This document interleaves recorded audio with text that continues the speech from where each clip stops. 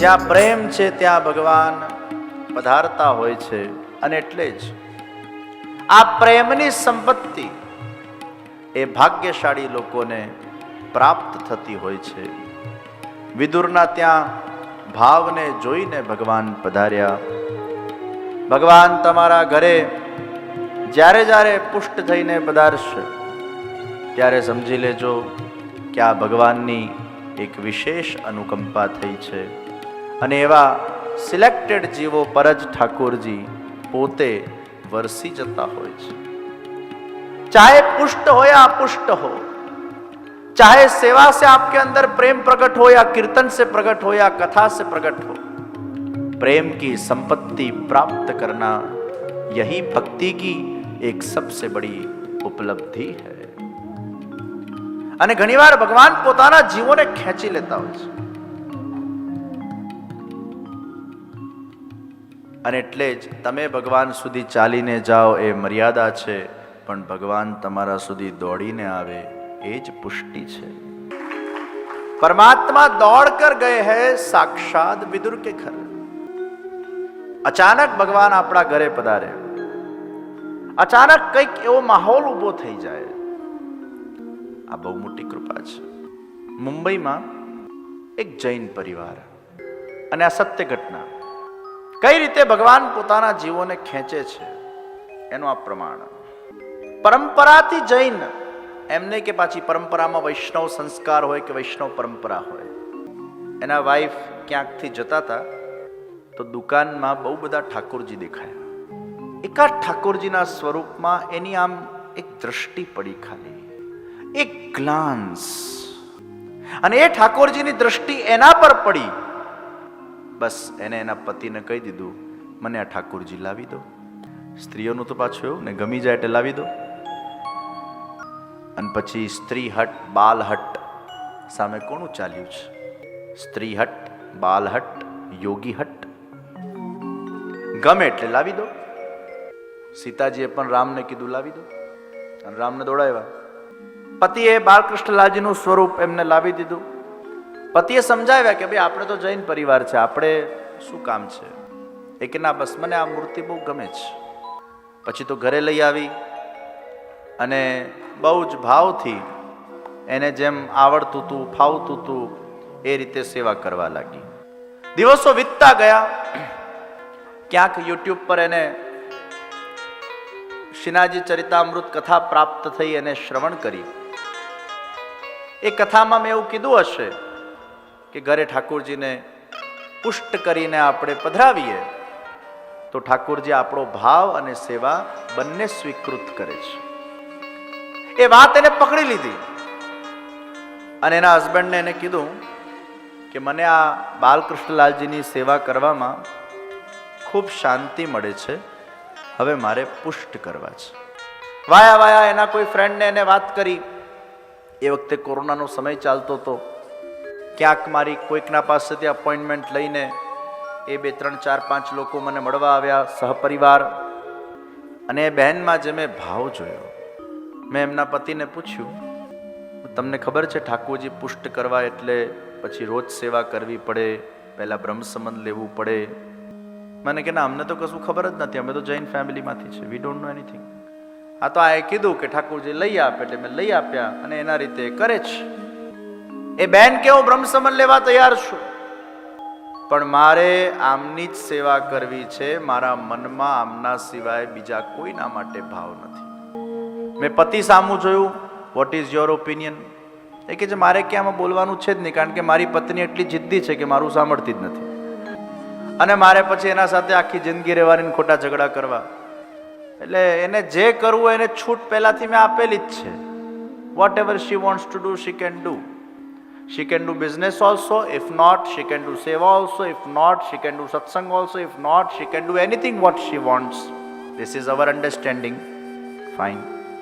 પછી તેના ભાવને મેં જોયું. એ લોકો બરોડા આવ્યા આખા પરિવાર સાથે, એમને બ્રહ્મ સંબંધ લીધું અને ઠાકોરજી એમને પુષ્ટ આવ્યા. તો સ્વાભાવિક છે કે આપણે કોઈને પણ પહેલી વાર સેવા આપતા હોઈએ તો મિશ્રી ભોગની સેવા આપતા હોઈએ કે ભાઈ તમે મિશ્રી ભોગથી શરૂ કરો અને પછી જેમ જેમ તમારો ભાવ વધે તેમ તેમ તમે આગળ વધજો. એને જીદ પકડી કે હું જે ખાઈશ ભોગ ધરીને ખાઈશ, મને આ મિશ્રીથી નહીં જવાનું. મેં કીધું બેન તમે જરા ધીરે ધીરે પાપા પગલી આગળ વધો, ઉતાવળ નહીં કરો. હું જાણું છું તમારો ભાવ છે, પણ નોટ કે ના હું તો બધું જ ધરીશ, હું કાંદા લસણ ખાતી નથી. અને આપ કહેશો એ રીતે હું ઠાકોરજીની સેવા કરીશ, પણ મને પ્લીઝ બધું જ ધરવા દો. મેં ના પાડી. મેં કીધું હજી વાર છે. જિદ્દી પ્રકૃતિ. આપ અગર મને આજ્ઞા નહીં આપો તો હું અન્નનો ત્યાગ કરી દઈશ, અન્નનો ત્યાગ કરી દઈશ. મેં કીધું ગજબ છે. પેલો પતિ હસતો તો મને કે જે આના સાથે લમડા નહીં લો, મારો વર્ષોનો અનુભવ છે, આપ આ જે કે છે એમાં હાથ પાડો. અને એ બેન એને આખું રસોડું જુદું કરી નાખ્યું, ઠાકોરજીનું રૂમ સુંદર કરી નાખ્યું. એટલું વ્યવસ્થિત માર્ગદર્શન પ્રાપ્ત કરીને એના ઘરે ઠાકોરજીની સેવા કરે છે. અને એના સેવાના પ્રભાવથી એના ઘરવાળાના અંદરે ભાવ જાગી ગયો. એના ઘરવાળા પણ એના સાથે 4 વાર વ્રજમાં જઈ આવ્યા. હું દર વખતે અક્ષય નોમના દિવસે વ્રજમાં જઉં એટલે એનો ઘરવાળા ભટકાય. મેં કીધું તમે અહીંયા શું કરો છો? મને કે આ છૂટકો જ નથી, મારે તો સાથ આપવો જ પડે. હાલાકી એને બ્રહ્મસમન નથી લીધું, પણ એના પત્નીને કોઈ રોકટોક નહીં. આનાથી એક વસ્તુ પ્રમાણિત થાય કે ભગવાનના જે દૈવી જીવો હોય છે એને ઠાકોરજી પોતે સિલેક્ટ કરી લેતા હોય છે. ભગવાન પોતે પ્રેમ બનીને એના હૃદયમાં વિરાજમાન થઈ જતા હોય છે. એના પિયરમાં કોઈ સંસ્કાર નહીં, એના પતિની પરંપરામાં કોઈ સંસ્કાર નહીં, પણ છતાંય એક કેવલ દુકાનમાં એ બાલકૃષ્ણલાલજીના સ્વરૂપને જોઈને એના અંદર જે ભાવ પ્રગટ થઈ ગયો, આ જ પ્રમાણ કરે છે કે ભગવાન જ્યારે કૃપા કરે ત્યારે પ્રેમની સંપત્તિ પ્રદાન કરતા હોય છે. એ સૌથી ભાગ્યશાળી લોકો છે. સબસે ઊંચી પ્રેમ સગાઈ. પ્રેમ જ ભગવાનને ખેંચી શકે છે. મનુષ્યનો સ્વભાવ કેવો છે? રાઈ जितना करत है बनावे मेरू समान. અને ભગવાનનો સ્વભાવ કેવો છે? રાઈ जितना करत है माने मेरू समान. આપણે ભગવાન માટે રાઈ જેટલું કરશું, ભગવાન એને મેરુ જેટલું માનશે. અને આપણો સ્વભાવ એવો છે કે આપણે આટલું કરશું ને આટલું બનાવીશું. વિદુરજી કા ઘર પાવન હુઆ. વિદુરજી યાત્રા પર પધાર્યા. વિદુરજી અને ઉદ્ધવજીનો સંવાદ, વિદુરજી અને મૈત્રીજીનો સંવાદ, અને તૃતીય સ્કંદના 13મા અધ્યાયના અંદર જ્યારે બ્રહ્માજીએ મનુષ્ય શત્રુપાને આજ્ઞા કરી કે તમે હવે સૃષ્ટિને આગળ વધારો, મનુષ્ય શત્રુપાએ કહ્યું કે પૃથ્વી તો અત્યારે રસાતલના અંદર પડેલી છે, ક્યાંથી સૃષ્ટિ કરીએ? બ્રહ્માજીએ આંખ બંધ કરી ધ્યાન કર્યું અને નાસિકામાંથી ભગવાન વરાહ પ્રગટ થયા. બોલો શ્રી વરાહ ભગવાન કી જય. વરાહ ભગવાને હિરણાક્ષ સાથે ભીષણ યુદ્ધ કર્યું અને એ યુદ્ધના અંદર હિરણ્યાક્ષને પરાસ્ત કર્યો છે અને પૃથ્વીને પુનઃ રસાતલમાંથી સ્થાપિત કરી છે. આ હિરણ્યાક્ષ અને હિરણ્યકશિપુ, આ બંને મહાદૈત્ય એ મૂળમાં જય અને વિજય દ્વારપાલ છે. ભગવાનના વૈકુંઠના અંદર જય અને વિજય એકવાર ચોકીદારી કરી રહ્યા હતા અને એ વખતે સનકાદિ મુનિ આવ્યા અને સનકાદિ મુનિએ કીધું કે અમારે ઠાકોરજીને મળવું છે. જય વિજયને સ્ટ્રિક્ટ ઇન્સ્ટ્રક્શન હતા, ડી ડુ નોટ ડિસ્ટર્બ. ઠાકોરજીએ ના પાડી હતી, હમણાં કોઈ પણ આવે એને અંદર નહીં મોકલવા, એટલે એ લોકો તો ઇન્સ્ટ્રક્શન્સ ફોલો કરી રહ્યા હતા. સનકાદિ મુનિ કે તું અમને રોકવા વાળો કોણ? જા હું તને શ્રાપ આપું છું કે તારે અસુર બનીને ભૂતલ પર જન્મવું પડશે. અને એ પણ 1 વાર નહીં, 2 વાર નહીં, 3 વાર જન્મવું પડશે. અને એ જય વિજય ભગવાનના દ્વારપાળ એ આ ભૂતલ પર 3 વાર અસુર બનીને જન્મ્યા. હિરણ્યાક્ષ, હિરણ્યકશિપુ, રાવણ અને કુંભકર્ણ, અને શિશુપાલ અને દંતવક્ર 3 વાર એ આ ભૂતલ પર અસુર બનીને આવ્યા. વિચાર કરો ભગવાનની કેવી લીલા છે. કોઈક વાર ભગવાન કોઈકનાથી કોઈક ભૂલ કરાવી દે, એનો એને શ્રાપ મળી જાય અને ભૂતલ પર આવી જાય. હવે આપણે રાવણને જોઈએ, કંસને જોઈએ, શિશુપાલને જોઈએ, હિરણ્યકશિપુને જોઈએ, આપણને કેવો ગુસ્સો ચડે. આ કેવા લોકો છે, આ ભગવાનનો તિરસ્કાર કરે છે. પણ મૂળમાં આ બધા જ ભગવાનના પાત્રો છે. પોતાના લીલા કરવા માટે ભગવાન એ આ બધા પાત્રોનું નિર્માણ કરે છે. કારણ કે કોઈ પણ પ્રોડ્યુસર જ્યારે ફિલ્મ બનાવે ને, એમાં બધા જ હીરો થઈ જાય તો ફિલ્મમાં મજા આવે ખરી? એમાં વિલને જોઈએ,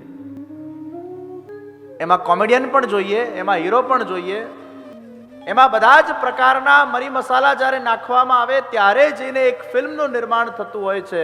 એમ ભગવાનની લીલામાં પણ આ અસુરો હોય કે સુરો હોય, આ ભગવાન અલગ અલગ પ્રકારની રમતો કરતા હોય છે. એના લીલાના આપણે એકમાત્ર એક પાત્ર બનતા હોઈએ છીએ. આ એના ખેલમાં આપણે ખેલાડી બનતા હોઈએ છીએ. Whenever you are getting a birth on this earth, it is pre-designed for what you have been sent on this earth to do what. And whatever is designed on that basis, you will get the inspiration. You will develop your interest level. I want to do this or that. If you have become a doctor, it was pre-designed. You will become a doctor. If you become a bhakt, it was pre-designed. You will become. અને એટલે જ જે પહેલાથી નક્કી થયેલું પાત્ર છે, એના આધાર પર ભગવાન એના જીવનમાં અમુક સંજોગો ઊભા કરે છે, એને સત્સંગ કે દુસ્સંગ આપે છે, અને એ રીતે એ વ્યક્તિ પોતાના જીવનને જીવતો હોય છે. આ ઈશ્વર આયોજિત આખું વિશ્વ છે. આપણને ભલે એમ લાગે આ મેં કર્યું, પણ મૂળમાં તો કરનાર છે. એની જ રમત છે.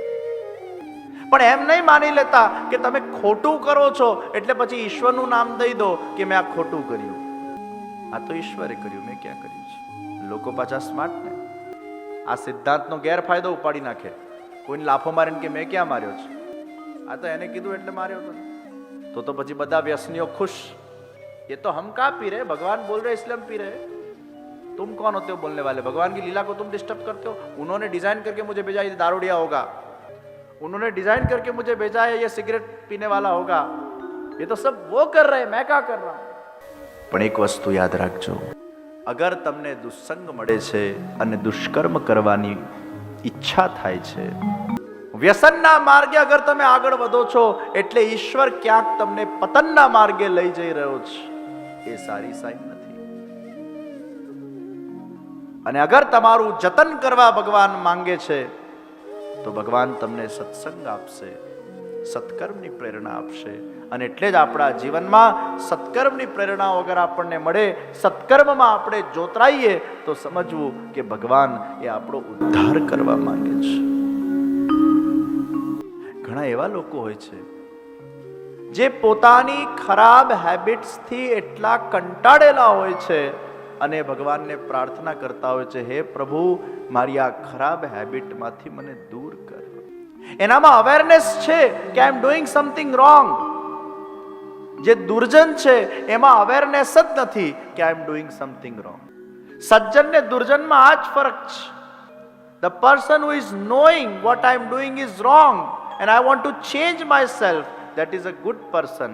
The person who doesn't know if he's doing wrong and that person doesn't want to change what he's doing, that is a sign of a bad person. Yes, God has made you good and bad. It's always bad to be bad because you never get God's abode being a bad person. રાષ્ટ્રપતિ પાસે એ સત્તા છે કે ફાંસી માફ કરી શકે છે.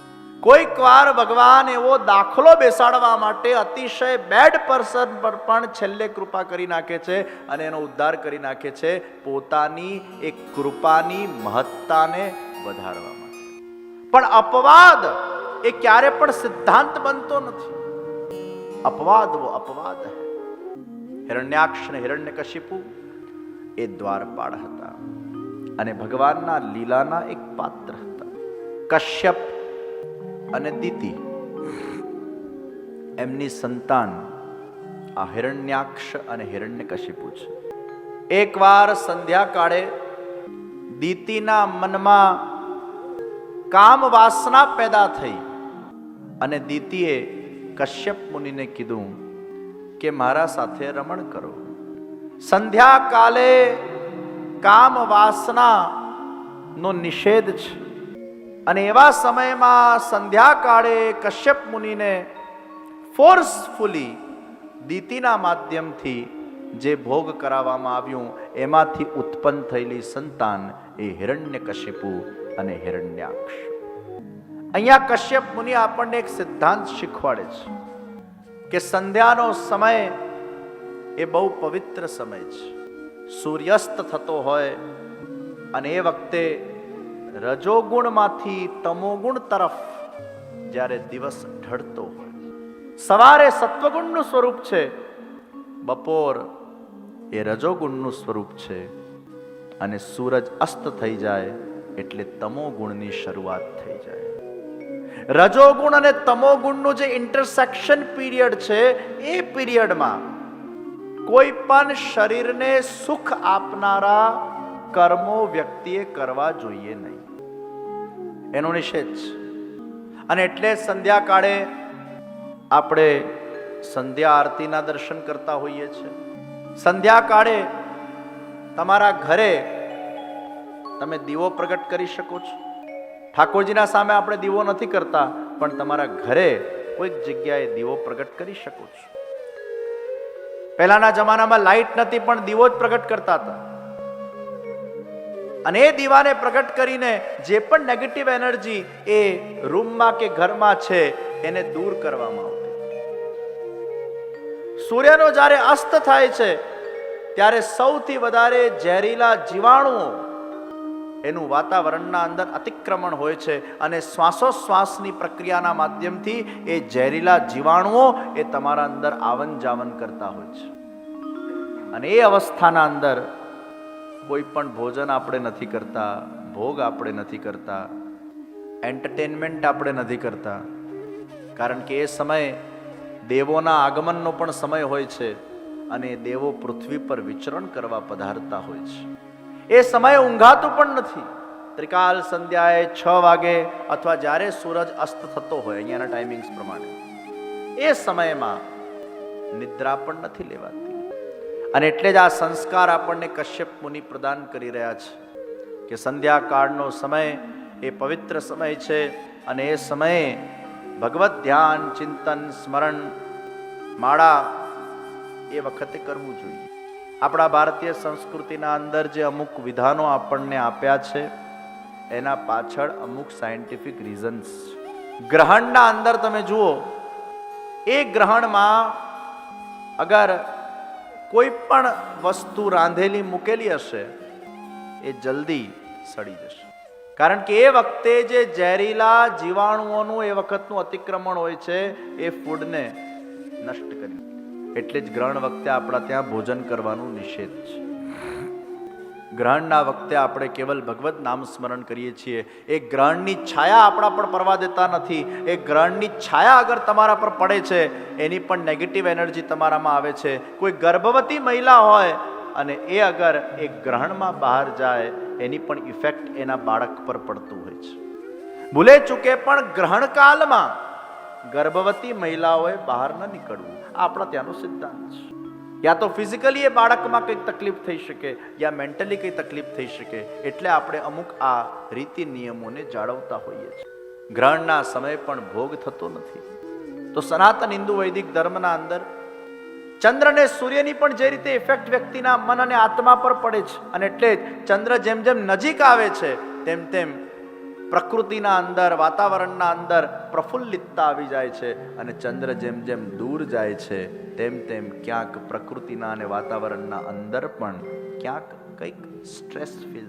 અને એટલે જ પૂર્ણિમાના દિવસે યુ આર મોર હેપી, અમાવસના દિવસે યુ આર અનહેપી.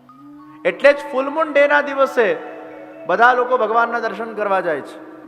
લોકોની એવી માન્યતા છે કે પૂર્ણિમાના દિવસે ભગવાન બહુ પ્રસન્ન હોય અને આપણે પણ પ્રસન્ન હોઈએ, એટલે ઠાકોરજીના મુખ દર્શન ખાસ કરવા જોઈએ.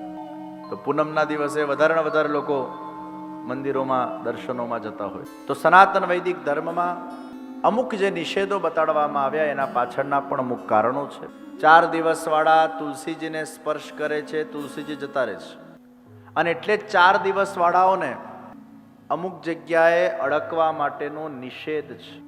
4 દિવસવાળાઓને ભોજન સામગ્રી બનાવવા માટેનો નિષેધ છે, કારણ કે એ વખતે એ લોકોના બોડીમાં અલગ પ્રકારના હાર્મોન્સ હોય છે, અલગ પ્રકારની એક નેગેટિવ એનર્જી હોય છે કે જે જમ્સ એ ફૂડમાં લાગી જતા હોય છે, અને એ ફૂડને આપણે ખાઈએ એ જમ્સ આપણામાં આવતા હોય છે. આ બધા જ સિદ્ધાંતોને આપણે ફોલો કરતા હોઈએ છીએ. એના પાછળના કારણો છે. Every individual has its own aura. અત્યારે તમે લોકો બેઠા છો એકબીજાના બાજુમાં. You all are sitting with that aura transaction of each others. આપણા બધાની 10 ફૂટની ઓરા છે, અને એ તમારી ઓરા એટલે એ તમારું વ્યક્તિત્વ, તમારું મન કેવું છે, તમારી બુદ્ધિ કેવી છે, તમારું આત્મા કેવું છે, તમારું હૃદય કેવું છે, એના આધાર પર તમારી એ ઓરા નક્કી થાય છે. તમારું તપ કેવું છે, તમારા પુણ્ય કેવા છે, તમારા અંદર કેટલી પ્યોરિટી છે, પવિત્રતા છે, એ તમારા ઓરાના અંદર ક્યાંક છલકાય છે. અને એટલે જ આપણી સનાતન વૈદિક સંસ્કૃતિ શેક હેન્ડ્સમાં નથી માનતી, સનાતન વૈદિક સંસ્કૃતિ હગિંગ સંસ્કૃતિમાં નથી માનતી, સનાતન વૈદિક સંસ્કૃતિ એ હાથ જોડવામાં માને. હાથ જોડ. પાશ્ચાત્ય સંસ્કૃતિ વધારે પડતા ટચિંગમાં માને છે, જેને તેને ટચ કરવાની સંસ્કૃતિ છે. આપણી સંસ્કૃતિ જેને તેને ટચ કરવાની સંસ્કૃતિ. Because when you are touching somebody, you are actually having the transaction of your aura. અને એટલે જ જ્યારે ભગવાનના દર્શન કરવા આપણે જઈએ છીએ ત્યારે ભગવાનની ઓરામાં આપણે બેસીએ છીએ. એ ભગવાનને સ્પર્શ કરીને વાયુ ચારે બાજુ પસરતું હોય છે, એને આપણે શ્વસીએ છીએ, અને એ વાઇબ્રેશન્સને આપણે આપણા અંદર રહીએ છીએ. કોઈ ગુરુજનોને આપણે મળવા જઈએ છીએ, એના ઓરામાં આપણે બેસીએ છીએ, એની ઓરાને શ્વસીએ છીએ, અને એમના આપણે આશીર્વાદ પ્રાપ્ત કરીએ છીએ. તો જેની ઓરામાં તમે બેસશો એના વાઇબ્રેશન, એની એનર્જીનો તમને અનુભવ થશે. તો અદૃશ્ય energies are there which you can feel in the form of the vibrations. તો આપણી સંસ્કૃતિ, અને એટલે જ અપરસ ઠાકોરજીની સેવામાં જ્યારે તમે જોડાયેલા હો અને ખૂબ તમારું ચિત્ત લાગેલું હોય, એ વખતે પછી કોઈક તમને આવીને ટચ કરી જાય તો તમારો જે રસ છે એ ભંગ થઈ જાય છે. કારણ કે ભગવાનને જ્યારે આપણે સ્પર્શ કરતા હોઈએ, કીર્તનો જ્યારે ચાલતા હોય, ત્યારે આપણે એક અવસ્થામાં હોઈએ છીએ જ્યાં ભક્તિપૂર્ણ અવસ્થા છે. અને ભક્તિપૂર્ણ અવસ્થાના અંદર આપણે સ્વયં જ્યારે રસાન્વિત બનેલા હોઈએ, ઠાકોરજી સ્વયં જ્યારે આપણા હૃદયના અંદર આવીને વિરાજમાન થઈ ગયા હોય, અને એ વખતે કોઈ બીજો આપણને અડકે તો આપણું ઓરા એ ડિસ્ટર્બ, એટલે અસ્પર્શ. અત્યારે તમે આ કથાને શ્રવણ કરો છો, તમારા અંદર ડિવાઇન એનર્જી પેદા થઈ ગઈ. ભગવત કીર્તન, ભજન, સત્સંગ જ્યાં થતું હોય ત્યાં આપણા અંદર એક દિવ્યતા પ્રગટ થઈ જતી હોય છે. પ્રભુ આવીને સાક્ષાત વિરાજમાન થઈ જતા હોય છે, અને એ આપણી જે ઓરા છે એ અત્યંત પવિત્ર બની જતી હોય છે. તો સંધ્યાકાળમાં સત્કર્મ થાય, દુષ્કર્મ ન થાય. હિરણ્યકશિપુ અને હિરણ્યાક્ષ એ સંધ્યાકાલના કરેલા કામ વાસનાનું પ્રતીક છે. આ બધી કથાઓ આપણે ઘણી વાર સાંભળી છે, પરંતુ કથા itself is the meditation. કથા itself, it gives you the enlightenment. કથા itself, it gives you the inspiration to learn some good things from these all patras. એવું જ એક દિવ્ય પાત્ર ભગવદ ઈચ્છાથી પ્રગટેલું એ કરદમ અને દેવહૂતિનું પાત્ર છે. મનુ શત્રુપાના સંતાનો પ્રિયવત ઉત્તાનપાદ દેવહૂતિ. આ દેવહૂતિના લગ્ન થયા કરદમ ઋષિ સાથે. કરદમ ઋષિ એક તપસ્વી જીવ, અત્યંત વિરક્ત, અને દેવહૂતિ પણ એવી જ વિરક્ત. કરદમ ઋષિએ પરણતા પહેલા શરત મૂકી, ભગવાને મને આજ્ઞા કરી છે કે મારા ત્યાં ભગવાન સાક્ષાત પ્રગટ થવાના છે, એટલે હું તમારા સાથે વિવાહ કરીશ, પરંતુ જ્યારે ભગવાનનું પ્રાગટ્ય થઈ જાય પછી હું મારી તપસ્યામાં આગળ વધીશ. और आपको मेरी सहायता करनी होगी, उस तपस्या करने के लिए आप मेरा साथ दोगे. साथ એટલે ખાલી તપસ્યામાં બધી તૈયારી કરી લેવી એ સાથ જ કહેવાય એમ ન હોય, પણ પોતાના પતિને એના તપસ્યામાં એને આગળ વધવામાં કોઈ જગ્યાએ વ્યવધાન રૂપ ન બનવું એ પણ સાથ કહેવાય. પતિને એની તપસ્યાના અંદર ક્યાંક ખલેલ ન પાડવું એ પણ સાથ કહેવાય. એને નડતર રૂપ ન થવું એ પણ સાથ કહેવાય. એવી અન્ડરસ્ટેન્ડિંગ ડેવલપ કરવી એ પણ સાથ કહેવાય. કરદમ ऋषिए देवहूति जी ने કીધું, जहां भगवान का प्रागट्य होगा मैं अपनी तपस्या में व्यस्त हो जाऊंगा, आप मुझे साथ देना. દેવહૂતિજીએ મંજૂરી આપી છે. કરદમજી અને દેવહૂતિજીનું ગ્રહસ્થાશ્રમ એક આદર્શ ગ્રહસ્થાશ્રમ છે. આપણે આ બધી કથાઓ જ્યારે શ્રવણ કરીએ ને ત્યારે ઘણા લોકો એમ વિચાર કરે, આ તો બધું ઋષિ મુનિઓ કરી શકે, આ બધું આપણું કામ નહીં, આ તો બધું સાંભળી લેવાનું, આપણે આ આપણાથી ક્યાં પોસિબલ છે? It is impossible for us. And when we come with this mindset that this is impossible for us, we cannot become this kind of adarsh wife, or we cannot become this kind of adarsh husband, that means everything is over. There is no second step. Sometimes we become hopeless because we don't have any hope. તમે વિચાર કરો કે મનુષ્યના બુદ્ધિમાં કેટલી તાકાત છે. આજે આપણે જે વિચારીએ એ ઈશ્વર કૃપાથી કરી શકીએ છીએ. We have that powers inside us. તમે તમારા જાતને કમ ન સમજો. અમારા કેન પોપટ બહુ સરસ સ્લોગન આપે છે, if anyone can can can, isn't it? If anyone can can can. તમને કશેથી પણ ફાઇનાન્સ ના મળે તો if anyone can give you finance is can Popat.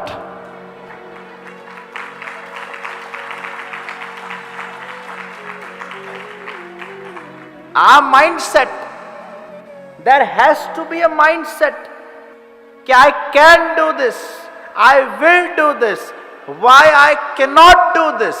This is a mindset. It is all about the mindset.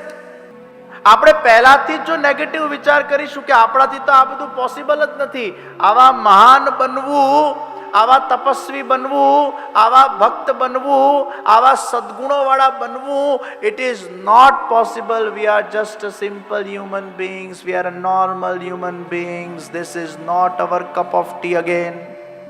That means you are blocking the possibilities what you have inside you, which God has given you.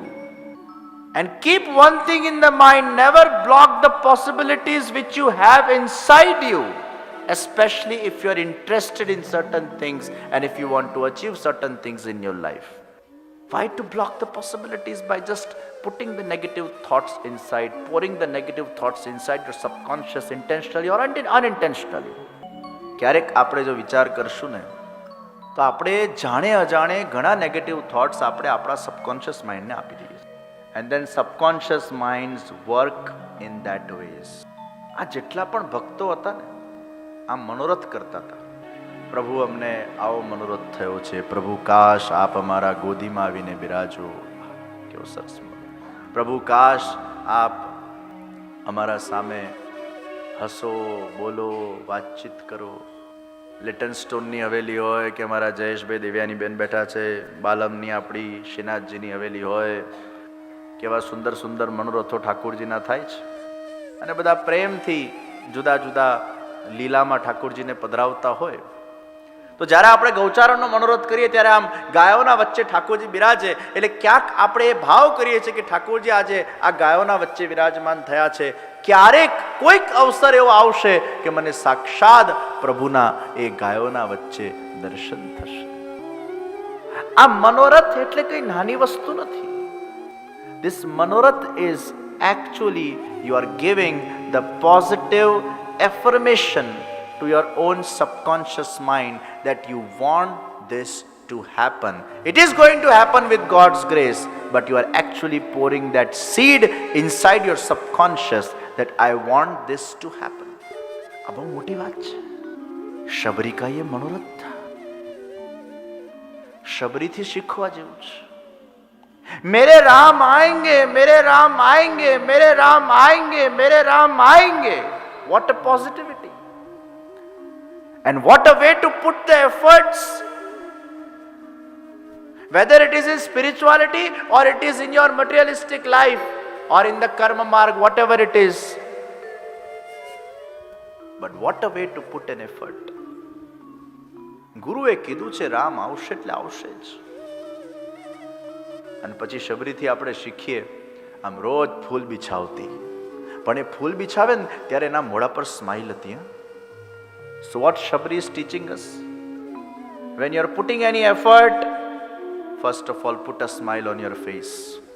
I am so happy today, as if today my Ram is going to come my house. Happy face. પ્રસન્નતાથી ફૂલ બિછાવે છે શબરી. પછી એ જ પાછું સજાવટ, daily routine, એ જ બોર, એ જ એઠા બોર. અને પછી આમ પ્રતીક્ષા કરીને બેઠી હોય, આમ દ્વારના ઉપર આમ નજર કરીને બેઠી હોય, અભી આएंगे, અભી આएंगे, અભી આएंगे. અને પછી રામ આવતા નથી એટલે વળી પાછું બધું પાછું ફૂલોને પાછા લઈને અને વળી પાછી સૂઈ જાય. પાછી સવારે ઉઠે એટલે એ જ હોપ, આજ આएंगे. પાછા એ જ પ્રસન્નતાથી. अरे पुरुषार्थ करना हो शबरी से सीखो, धैर्य रखना हो शबरी से सीखो, और पॉजिटिव होप रखना हो शबरी से सीखो.